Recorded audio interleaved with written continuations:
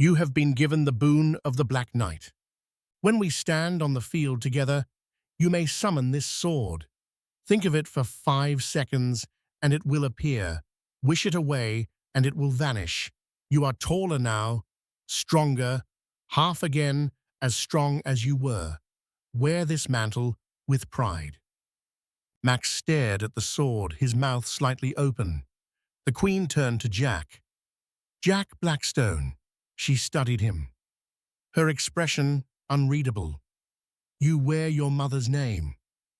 Jack's breath caught. His heart hammered. He did not know what she knew, but he felt exposed beneath her gaze. She tilted her head the other way, as if considering something. For a moment, Nessa thought she might speak Jack's father's name. She did not. That suits you best, the Queen said quietly. It would not be good to say your father's name. Jack's thoughts spun. He barely heard the rest of her words as she repeated the boon, the strength, the mantle. Something cold settled in his stomach. He did not know why, but he felt as if a door had opened somewhere far away, and something had looked back at him. Then the Queen turned to Nessa. Nessa Youngblood. The room went still. Max's eyes widened. Thalen's jaw dropped. Nessa's hand froze halfway to her chest. Her face went pale. She did not know her own last name. Nessa looked at Max. Thalen looked at Max. Jack looked at Max, then back at Nessa. The Queen continued as if nothing unusual had happened. You will carry my mantle into battle. You are the healer. Your power comes directly from the Creator, not from within. It is not unlimited. Remember, you are the only weaver. Be proud. She moved to Alex. Alex Ringvall, you receive the first and truly unique gift of the pawns, for you have seen and now you know. Only one pawn receives this gift. Your soul has been scoured, and only you could bear the responsibility. This is for you and only you. Do not share it. You will know the time and place. Then the words came, spoken into his mind. I am the quiet step, the shadow's breath, the one no army sees until too late. Forward I move, step by sacred step, toward the edge where I remake my fate. When queens are needed and the darkness falls, I answer not with sword, but sacrifice. I am the pawn who hears the distant calls and pays the price. The poem burned into him, something he would never forget. Then the Queen spoke aloud. You are overlooked. You are resonance. You are the anchor. In the months or years to come, you will understand your boon or your curse. She placed her hands on either side of his face and pulled him forward. She kissed his forehead. The touch burned into his mind. A kiss he would remember for the rest of his life. Thomas stood straighter, his face pale, but resolute. There are 5 more boons yet to give, the Queen said.